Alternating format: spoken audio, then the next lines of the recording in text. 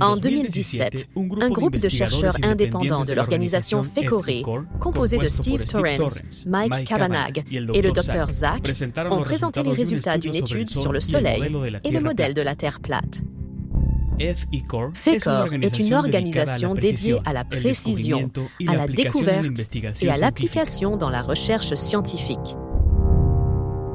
Steve Torrence et le Dr Zach avaient déjà travaillé auparavant sur des expériences, des calculs mathématiques et des simulations du ciel et de la Terre plate, obtenant des résultats surprenants.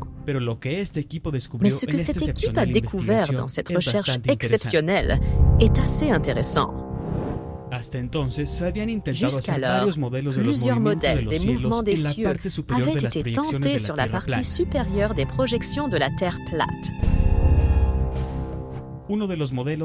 L'un des modèles était le circulaire, un autre le modèle carré et certaines projections comme celle en diamant.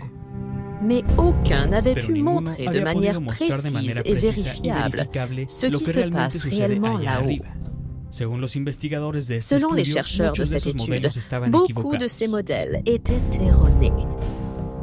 L'une des principales raisons d'indiquer que ces modèles étaient faux est que tous commencent avec la prémisse que les tropiques forment les chemins réels des objets physiques comme le Soleil ou la Lune.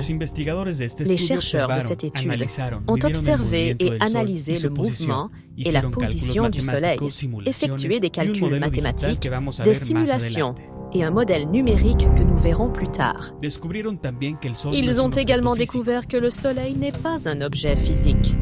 L'une des façons de s'en rendre compte a été de mesurer la taille du disque solaire lorsqu'il passait directement au-dessus.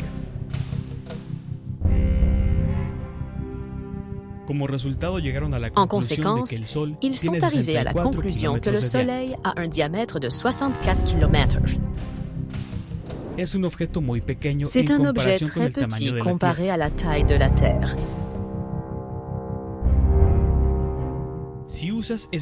Utilisez cette taille dans n'importe quelle projection aux équinoxes, quand presque tout le monde a un lever de soleil à 90 degrés est, montre que les angles d'azimut ne fonctionneront jamais avec un objet si proche et petit. En plaçant le petit soleil à l'équateur lors de l'équinoxe sur n'importe quelle projection plane et en vous alignant au lever du soleil à presque toutes les latitudes, le soleil se trouve directement à l'est de votre position. Si vous pouviez vous déplacer en quelques secondes vers le nord ou le sud, de haut en bas, ce petit objet resterait fixe dans son angle azimutal à l'horizon, ce qui, par règle de géométrie, le rend impossible d'être un petit objet physique. Ils ont approfondi leur enquête sur les propriétés du Soleil et son comportement dans le ciel. Les chercheurs de ce travail ont commenté avoir rencontré de nombreuses affirmations fausses et des idées très discutables sur le mouvement de la Lune, des étoiles et du Soleil, et qu'ils considéraient de leur devoir de corriger ces affirmations. Certains soutiennent que le Soleil se déplace en ligne droite, ce qui est faux, comme le montrent les images suivantes. Et cela peut être vérifié en suivant la vitesse du Soleil dans son azimut et la déclinaison sur une période de 12 heures. Il y a également eu des affirmations selon lesquelles le Soleil se déplace sur une trajectoire circulaire, ce qui est également incorrect, bien que lorsque l'on voit le soleil arctique de minuit, cela donne l'impression d'un chemin circulaire, car tout observateur doit tourner de 360 degrés complets pour suivre le soleil. Mais même avec un chemin circulaire, vous vous retrouvez avec les mêmes problèmes concernant les angles du soleil n'importe quel jour de l'année. La forme paraboloïde hyperbolique de l'analème solaire n'est pas seulement un chemin pendant l'année. Ce même mouvement se retrouve dans le cycle de 24 heures du Soleil. Ese mismo movimiento se encuentra en el ciclo de 24 horas del Sol. Ce schéma de dérive devient évident lorsqu'on suit le Soleil avec des traceurs haut de gamme comme ceux des Mendy et qu'on ne suit que l'azimut du Soleil sans utiliser les ajustements de correction du traceur pour qu'il fonctionne à sa vitesse nominale de 15 degrés par heure. Le schéma de dérive est identique de chaque côté de l'équateur, indiquant que ce petit soleil de 64 km de diamètre traverse le ciel à différentes vitesses au nord et au sud de l'équateur.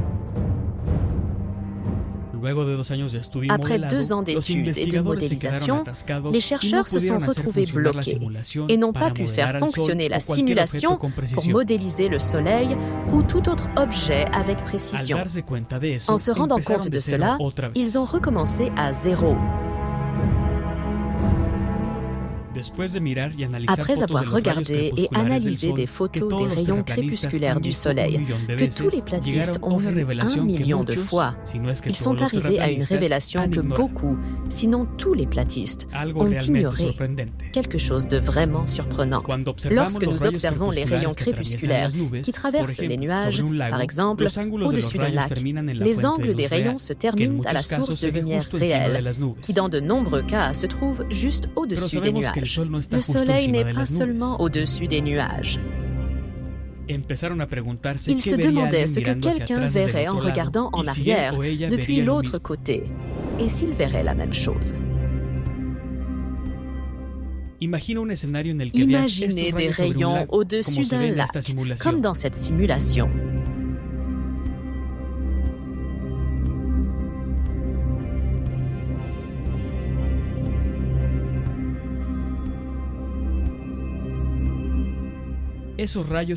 Ces rayons illuminent un point dans l'eau.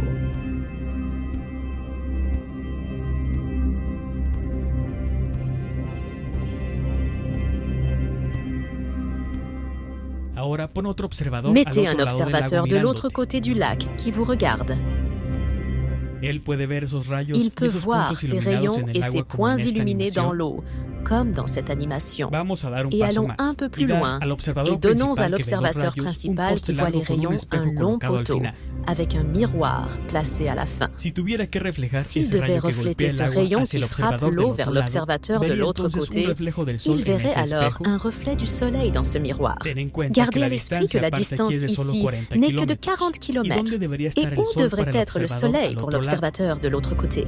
Et pour faire ces angles de lumière dans le logiciel D, il faut une source de lumière locale, comme ils l'ont utilisé dans cette simulation.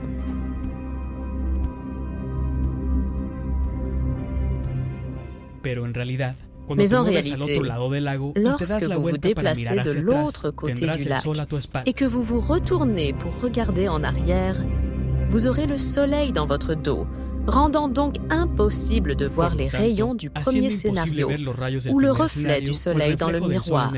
Le soleil n'est plus visible, illuminant le point initial dans le lac de l'observateur principal. Par conséquent, ils sont arrivés à la conclusion logique que ces rayons sont personnels pour tout observateur, car quelqu'un qui regarde en arrière ne peut pas voir la même chose en raison de sa position par rapport au soleil.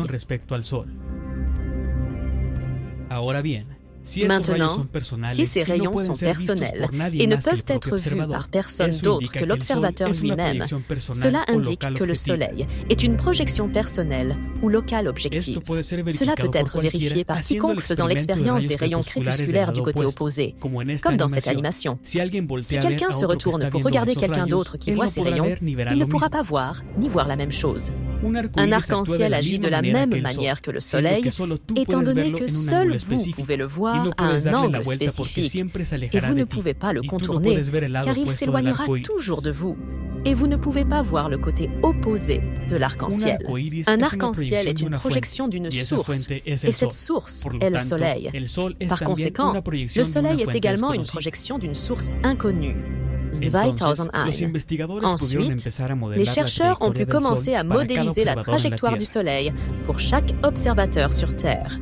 Ils ont fait cela en prenant seulement une longitude, c'est le méridien 0 sur Terre. Ils ont entré les données des observations d'azimut et de déclinaison du Soleil et ont suivi l'objet solaire pour cet emplacement pendant 1 an pour chaque dixième de latitude nord et sud de l'équateur et ont simplement laissé les données suivre leur cours pendant un an. Mais le modèle est devenu si lourd avec des données et de petites lignes traceuses fines que même avec une super machine, ils n'ont pas pu obtenir le résultat. Après quelques essais et erreurs, ils ont finalement réussi à obtenir une vision claire du résultat final, même avec notre Soleil, à une distance égale à l'observateur. La forme et le design ont fini par former un champ toroïdal autour de la Terre.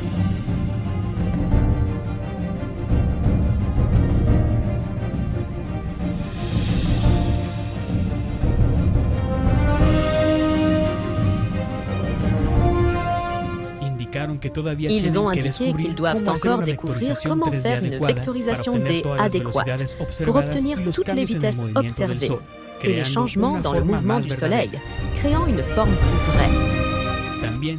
Ils ont souligné qu'il est clair, selon la recherche de Ken Wheeler en holographie magnétique, que le Soleil visible est projeté dans le champ électromagnétique du ciel. Le Soleil suit les lignes de champ magnétique qui sont uniques pour chaque emplacement sur Terre. Ainsi, le vrai Soleil est une source qui provient de l'extérieur du soi-disant firmament, qui utilise probablement la polarisation de la lumière projetée dans le champ magnétique et traitée à travers le plan atmosphérique.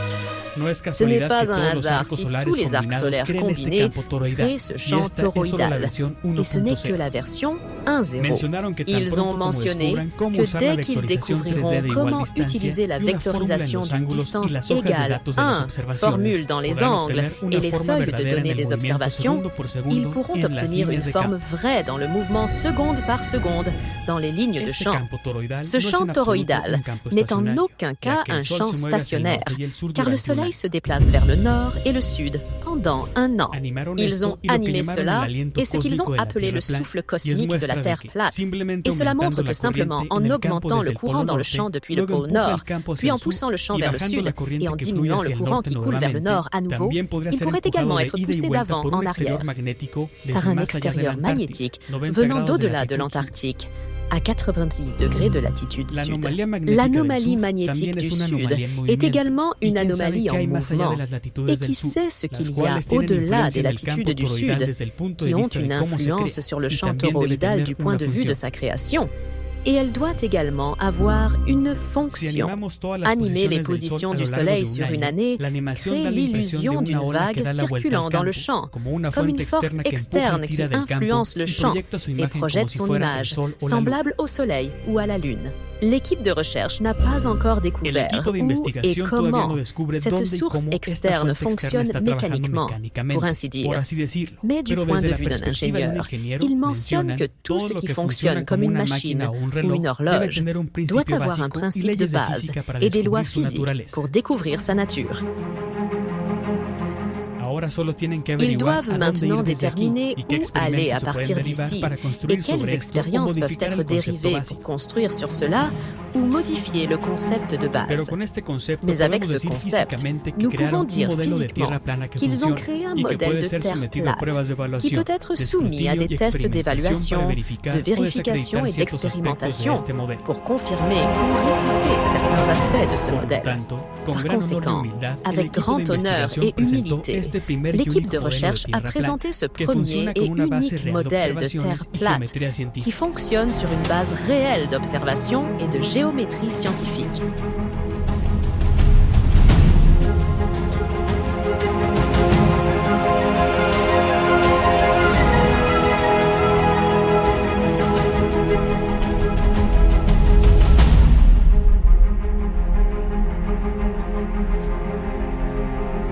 Si vous avez aimé la vidéo, abonnez-vous à Now, partagez et ne ratez pas les prochaines vidéos.